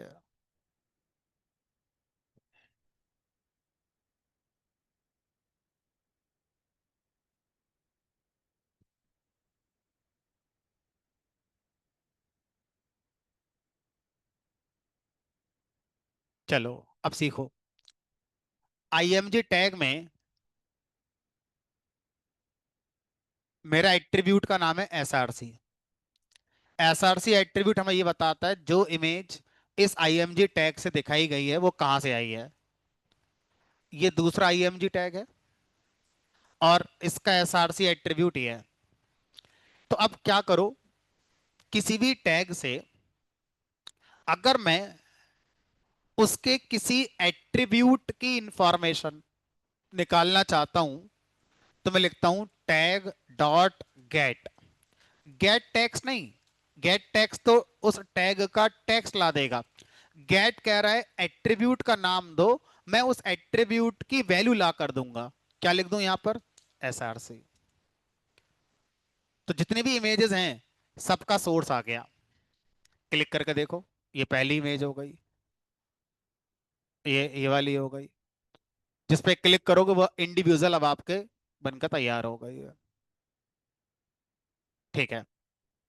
अब अगला काम क्या करता हूं, मैं पहले एक करके दिखाता हूं। मान लो सर, ये वाली जो इमेज है, या कोई बड़ी सी ले लेते हैं, ये तो और छोटी है, ये ले ली। मान लो सर आप पहले ना इसको अलग डाउनलोड करके दिखाओ इंडिविजुअली, फिर लूप चलाने की कोशिश करना, क्योंकि इसमें लूप चलाना पड़ेगा क्योंकि बहुत सारी इमेजेस हैं। पहले एक सिखा दो, फिर लूप हम शायद खुद भी चला लेंगे। तो अब क्या करेंगे, जिस तरह से URL किसी वेबसाइट का होता है, किसी वेब पेज का होता है, उसी तरह से इमेज का भी होता है। ठीक है। तो अब आप क्या लिखोगे, यहां लिखोगे रिक्वेस्ट डॉट गेट। इस बार वेबसाइट का पेज नहीं, उसकी पर्टिकुलर इमेज का URL यहां पे डाल दो। URL मान लो ये मैंने यहां से यहां तक कॉपी कर लिया और ये यहां पर पेस्ट कर दिया। सेम कहानी, रेस्पॉन्स ऑब्जेक्ट आएगा। अब जो रेस्पॉन्स ऑब्जेक्ट आया है, अगर ये वेब पेज का है तो डॉट टेक्स्ट लगाओगे, और अगर ये किसी इमेज का है तो आप यहां लिखोगे डॉट कंटेंट। डॉट कंटेंट क्या करता है, जो भी इमेज है, इमेज के पिक्सल्स का बाइट वैल्यू लाकर मुझे दे देता है। ये इमेज है पिक्सल्स की बाइट वैल्यू की फॉर्म में। ठीक है। अब सर इसका मैं करूं क्या, ये तो बेकार है, किसी काम के है ही नहीं, हमने कहा काम में आएगी, अभी देखो यही काम में आएगी। तो मैं थोड़ा सा अलग कुछ लिखकर ग्राफिकली बता देता हूँ, क्योंकि जब मैं लिखूंगा कोड तो आपको पहचान में आ जाएगा हाँ क्यों लिखा जा रहा है। तो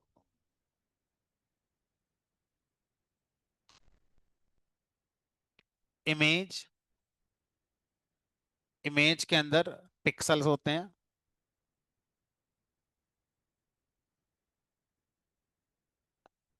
इमेज के पिक्सल को बाइट्स की फॉर्म में स्टोर किया जाता है। Bytes is like a data type equivalent to list. पहले पिक्सल की वैल्यू इसमें आ जाएगी, दूसरे पिक्सल की वैल्यू इसमें आ जाएगी, तीसरे पिक्सल की वैल्यू इसमें आ जाएगी। तो इस तरह से एक इमेज में जितने पिक्सल होंगे, हर पिक्सल की वैल्यू यहाँ आ जाएगी। और जिस डेटा टाइप में ये स्टोर होंगी वैल्यूज, वो लिस्ट के जैसा है, लिस्ट नहीं है। और उस डेटा टाइप का नाम होता है बाइट्स डेटा टाइप। तो बाइट्स डेटा टाइप किसी भी इमेज के पिक्सल की वैल्यू को स्टोर करने के लिए पाइथन में यूज किया जा सकता है। इतना ही नहीं, बाइट्स डेटा टाइप किसी ऑडियो फाइल के डेटा को भी स्टोर करने के लिए यूज किया जा सकता है। किसी वीडियो फाइल के डेटा को स्टोर करने के लिए बाइट्स डेटा टाइप का यूज किया जा सकता है। ठीक है। तो अब ये जो यहाँ पर आपको दिख रहा है, ये सब पिक्सल्स की वैल्यू है, जो हमारा, अगर मैं इसको एक वेरिएबल में स्टोर करूं, मान लो इसका नाम img कर दिया, तो ये तो आप अपनी रीडेबिलिटी के लिए नाम इसका img कर दो। हम तो इसके टाइप में इंटरेस्टेड हैं। क्या आ रहा है? Type bytes. हो सकता है पहली बार आपने पढ़ा हो ये डेटा टाइप, पता नहीं कितने ऐसे होंगे जो अभी तक पढ़े भी नहीं होंगे हमने। और जैसे जैसे आगे बढ़ोगे वैसे वैसे मिलते जाएंगे।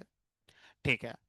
तो इतना समझ में आ गया, किसी भी इमेज को स्क्रैप करने के लिए पहले उस इमेज का यूआरएल चाहिए होता है। यूआरएल वेब पेज के अंदर से ढूंढ कर लाना पड़ेगा, जो हमने ऑलरेडी कर लिया है। एक एक यूआरएल पर इंडिविजुअली आप रिक्वेस्ट लेके जाओगे। मैं किसी एक का कर रहा हूं अभी, मुझे सबके बाइट्स मिल गए। अब क्या करो, इन बाइट्स को दोबारा से आप पिक्सल्स में कन्वर्ट कर सकते हो। ये जो बाइट्स आए हैं इमेज के, इनको आप दोबारा से पिक्सल्स में कन्वर्ट कर सकते हो। कब? जब आप इन्हें किसी फाइल पर राइट करोगे, या इनको आप टी के इंटर में दिखाओगे। तो फिलहाल टी के इंटर में नहीं दिखाना है, किसी फाइल पर राइट कर दो। फाइल हैंडलिंग की याद आ गई, फाइल ओपन करते हैं। करंट डायरेक्टरी में सेव कर देता हूं। करंट वर्किंग डायरेक्टरी में क्या नाम रख देते हैं? मान लो नाम कर दिया जे डॉट, क्या एक्सटेंशन था इनका, डॉट जेपीजी। तो सर जरूरी है यही? हमने कहा नहीं, बदल दो, कोई बात नहीं है। अब कोई भी फाइल जो इमेज के लिए ओपन होती है, उसका मोड पढ़ने के लिए आर बी होता है, लिखने के लिए डब्ल्यू बी होता है। डब्ल्यू माने राइट, बी माने बाइट्स। हम इस फाइल पर लिखेंगे, क्या लिखेंगे? बाइट्स लिखेंगे। और वो बाइट्स वापस से पिक्सल में कन्वर्ट हो जाएंगी। ठीक है। फाइल डॉट राइट, ये लो, जो इमेज आई थी वो मैंने राइट कर दी। उसके बाद फाइल डॉट क्लोज। हो गया। हमने कहा दिखाना, देखो किस नाम से बनाई मैंने।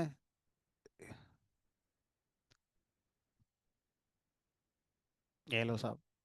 सर ये तो एक आई है, 33 चाहिए।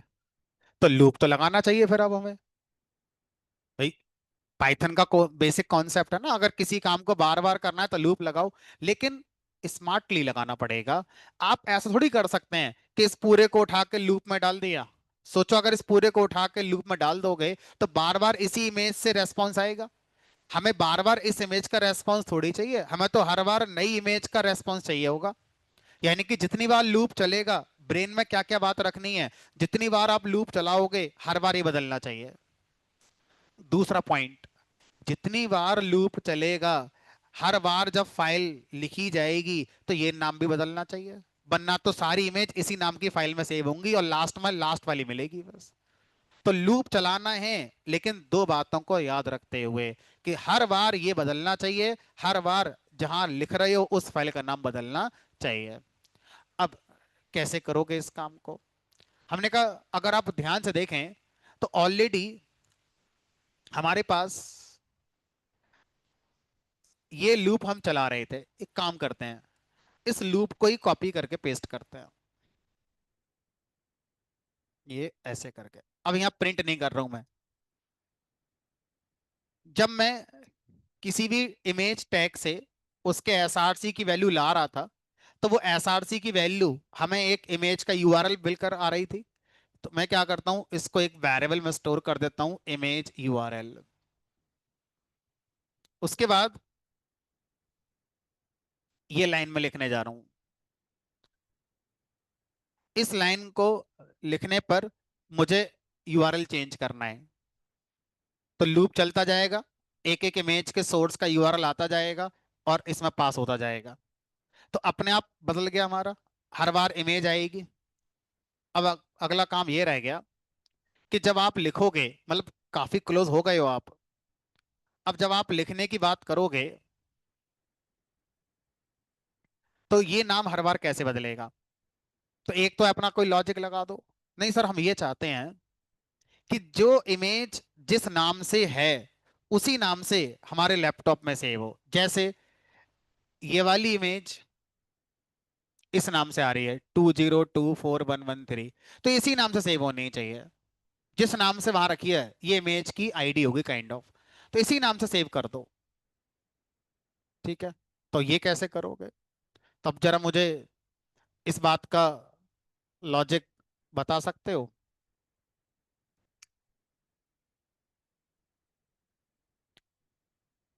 मान लो ये पूरी स्ट्रिंग है,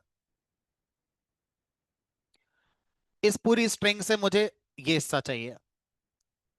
हमें नहीं पता वो डॉट पीएनजी है कि डॉट जेपीजी है कि डॉट जीआईएफ है। हमें नहीं पता उसका नाम 2 लेटर का है, 4 लेटर का है, 10 लेटर का है, 50 लेटर का है, लेकिन मुझे ये हिस्सा चाहिए।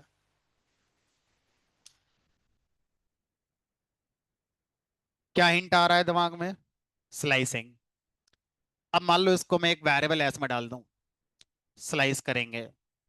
कहां से कहां तक स्लाइस करोगे?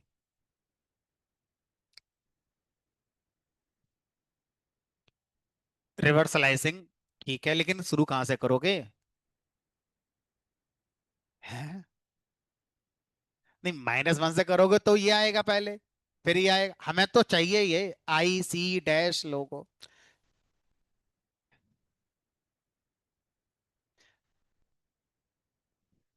चलो चलो ठीक है, आपकी बात अगर मैं 1 सेकंड को मान लूं, तो चलो शुरू करेंगे -1 से और फिर रिवर्स कर देंगे। लेकिन जब पहली बार -1 से जा रहे हो तो कहां तक?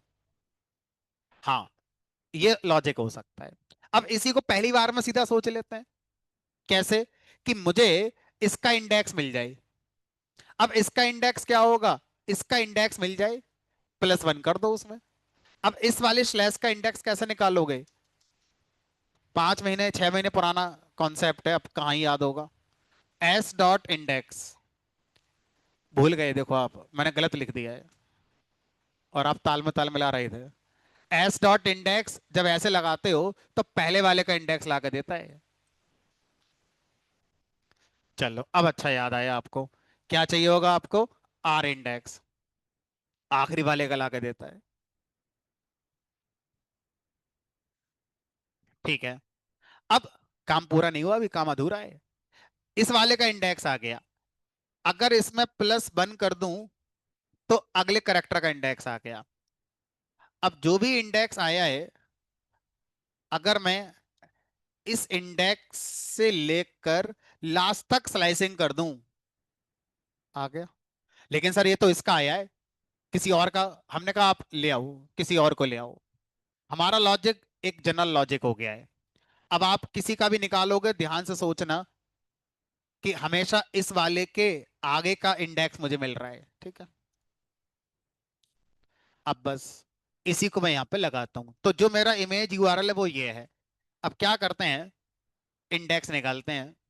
इस कोड को यहां से यहां लिख दिया, एस की जगह इमेज यूआरएल,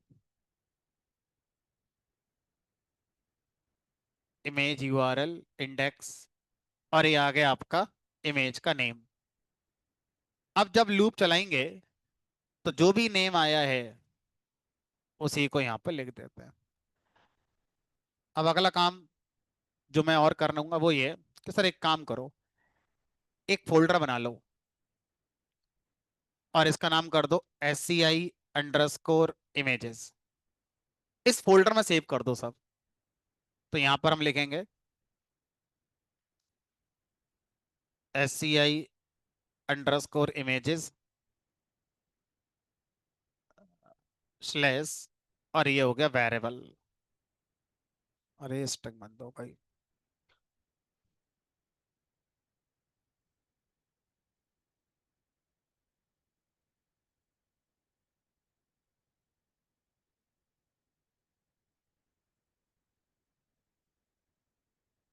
अब इस पूरे कोड को अगर मैं एक काइंड ऑफ मिनी प्रोजेक्ट जैसा इंप्लीमेंट करना चाहूँ, तो ये लाइन उठाई और इसको यहाँ पेस्ट कर दिया। उसके बाद ये लाइन उठाई, इसको यहाँ पेस्ट कर दिया। तो मतलब आपको मैं वो कोड लिख कर दे रहा हूँ कि इस कोड को घर जाकर चलाओगे तो आपका काम हो जाएगा। टुकड़ों में जो अलग अलग जगह लिखा हुआ है वो इकट्ठा करके मैं एक जगह ले आया बस।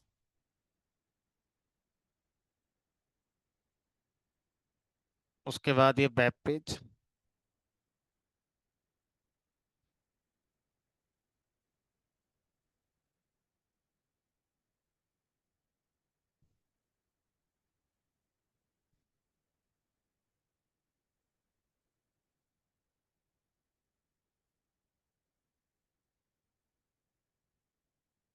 बस उसके बाद तो सर ठीक ही है।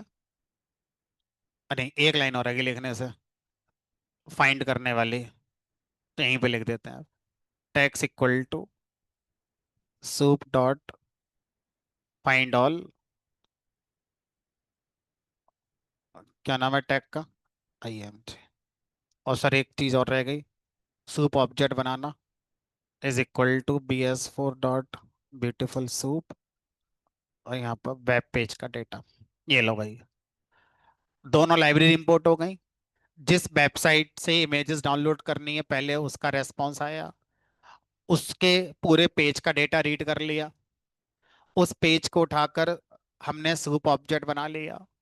सूप ऑब्जेक्ट से कहा भाई इस वाले टैग का जितना भी टैग्स हैं वो सब ले आओ। लूप लगा के एक एक SRC से उनका URL ले लिया और आपका ये हो जाना चाहिए। चलो चलाते हैं, देखते हैं, जो गलत होगा लिख कर आ जाएगा। तो फिलहाल ये फोल्डर खाली पड़ा हुआ है। अब इसको मैं रन कराता हूँ।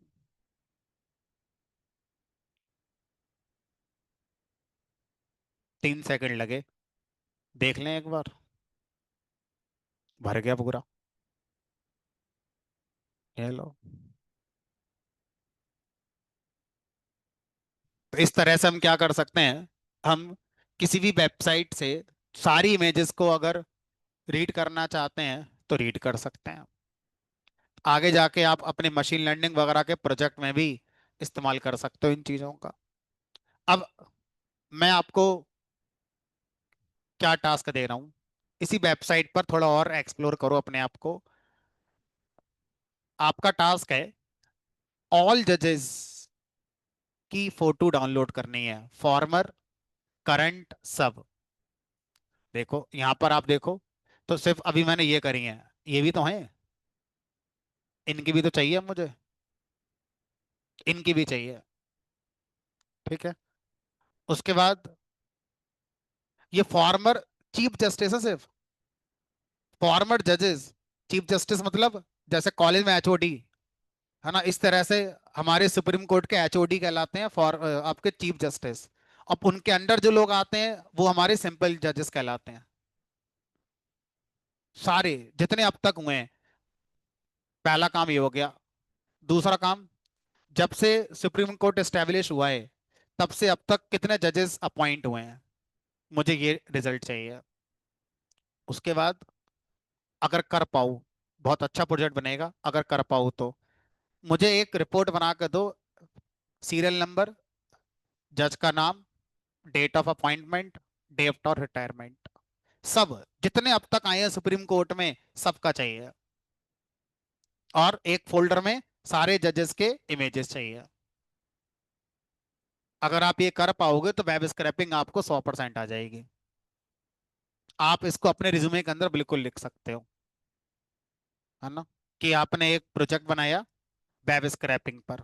क्या प्रोजेक्ट बनाया? Scraping of all the data of supreme court जजेस। कब से? जब से सुप्रीम कोर्ट बना तब से अब तक। और मुझे नहीं लगता अब तक किसी ने अपने रिज्यूमे के अंदर या कहीं लिंक्डइन पे या किसी यूट्यूब ने ऐसा दिखाया होगा। आप शायद पहले होगे अगर कोई कर रहा होगा तो। क्योंकि ये डेटा भी अवेलेबल हुआ ही है, पहले था ही नहीं, अवेलेबल ही नहीं था, गवर्नमेंट देती नहीं थी, अब देना शुरू करा है डेटा को। और दूसरा मैंने आपको दिया data.gov.in, अपना आधार कार्ड लगा के रियल डेटा डाउनलोड कर सकते हो गवर्नमेंट से। आप समझ सकते हो कि क्या चल रहा है क्या नहीं चल रहा है। चलिए भाई, तो वेब स्क्रैपिंग का ये वाला जो चैप्टर है, ये हमारा समझ में आ जाता है कैसे हो रहा है। अब मैं एक अटेम्प्ट करता हूँ, कोई गारंटी नहीं है कि सक्सेस हो पाऊंगा कि नहीं। अमेजन की वेबसाइट से डेटा स्क्रैप करके दिखाता हूँ, ठीक है। तो चलते हैं अमेजन की वेबसाइट पर। इंडिपेंडेंस डे सेल चल रही है, मान लो आईफोन खरीदना है। ये आईफोन है सारे के सारे। मुझे पाइथन का प्रोग्राम बना दो, अमेजन अभी कितना आईफोन बेच रहा है और किसका क्या प्राइस है, कौन सा क्या मॉडल है, यहाँ ऐसे नहीं देख रहा मैं। और फिर फ्लिपकार्ट पे चलेंगे, फ्लिपकार्ट कितने आईफोन बेच रहा है, उन सबका डेटा ले आओ। उसके बाद कंपेयर कर लो कि कौन सा मॉडल कहाँ सस्ता चल रहा है, ठीक है। तो इस तरह से आप क्या कर सकते हो, अगर शॉपिंग करने के लिए आप एक बनाना चाहते हो प्लेटफॉर्म, कि आपकी वेबसाइट पर लोग आए, वहां पे देखें कि ये वाला मॉडल, कोई भी प्रोडक्ट जो आप ऑनलाइन परचेस करने जा रहे हो, अमेजन पे ये है, फ्लिपकार्ट पर ये है, टॉप क्लू पर ये चल रहा है, टाटा न्यू पर ये चल रहा है, पांच छह प्लेटफॉर्म के कंपैरिजन करके दिखा दो उसे। लोग अमेजन पर ना जाकर आपकी वेबसाइट पर आना शुरू कर देंगे, क्योंकि आप बढ़िया कंपैरिजन करके दे रहे हो। जो चीज जहां सस्ती मिल रही वहां से आप दिखा रहे हो लाके। अगर आपका ये प्लेटफॉर्म जो बना हिट हो गया, तो ऐड आने शुरू हो जाएंगे आपके, फिर आपका बिजनेस शुरू हो जाएगा। क्यों नहीं कर सकते, ठीक है। तो अब मैं एक करके दिखाता हूँ। चैलेंज क्या है कि बता देता हूँ कि मैं क्यों कहता हूँ बार बार कि ये पता नहीं सक्सेस होगा कि नहीं होगा। ये डेटा डायनेमिक जनरेट होता है, और beautiful soup library dynamic data को कैप्चर नहीं कर पाती, उसके लिए आपको सेलेनियम लाइब्रेरी यूज करनी पड़ेगी, ठीक है। चलो मैं जो टाइम बचा है उतने टाइम में कोशिश करके देख लेता हूँ। ये मैंने कॉपी करा यूआरएल यहाँ से, रिक्वेस्ट डॉट गेट कंट्रोल भी, ये आया रेस्पॉन्स। पहले देख लेते हैं रेस्पॉन्स आ रहा है कि नहीं, पहली बार में अटक जाते हैं कई बार। देखा, 503 वाली सीरीज दे दी उसने।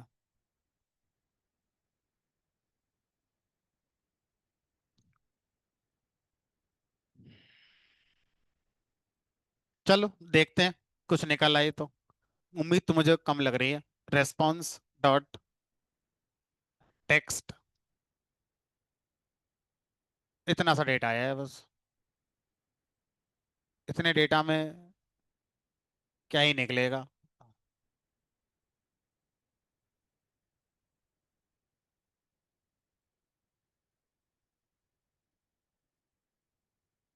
तो हमने तो इसी पेज का डेटा निकाला है, इसमें ही तो सारे आईफोन आ रहे हैं।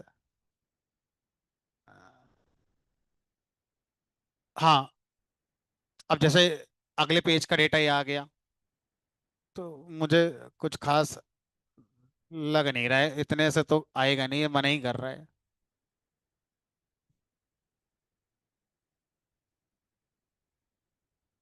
पहली नजर आ गया था कि नहीं देगा डेटा लाकर, यही चीज आप सिलेनियम से करोगे तो आ जाएगा।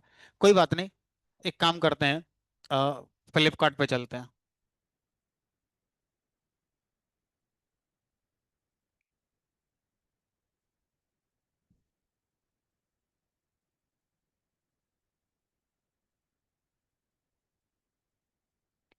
जब ऑफर चलते हैं ना, तो ये स्पेशल सिक्योरिटी ऐड कर देते हैं,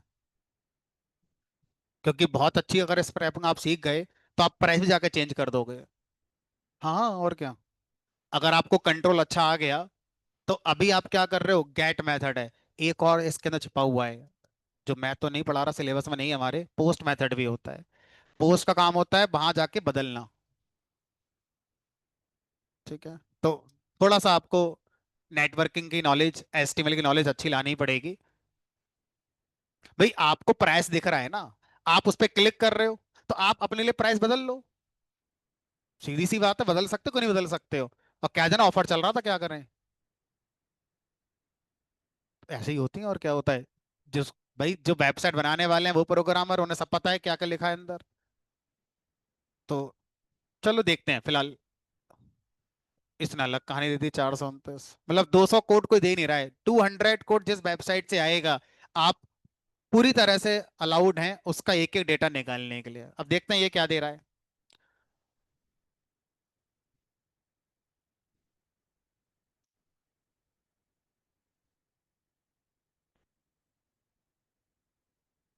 चलो ठीक है, आप अपने घर पे करके देख लेना। कई बार पता है ये भी होता है कि जैसे मैं मोस्टली बैचेस में करता हूँ, तो मेरा सिस्टम का आईपी वो ट्रैक कर रहे होंगे कि इस आईपी से बहुत रिक्वेस्ट आ रही हैं, मतलब ये कोई प्रोग्रामर है, फिर तभी तो ऐसी रिक्वेस्ट आ रही है बार बार।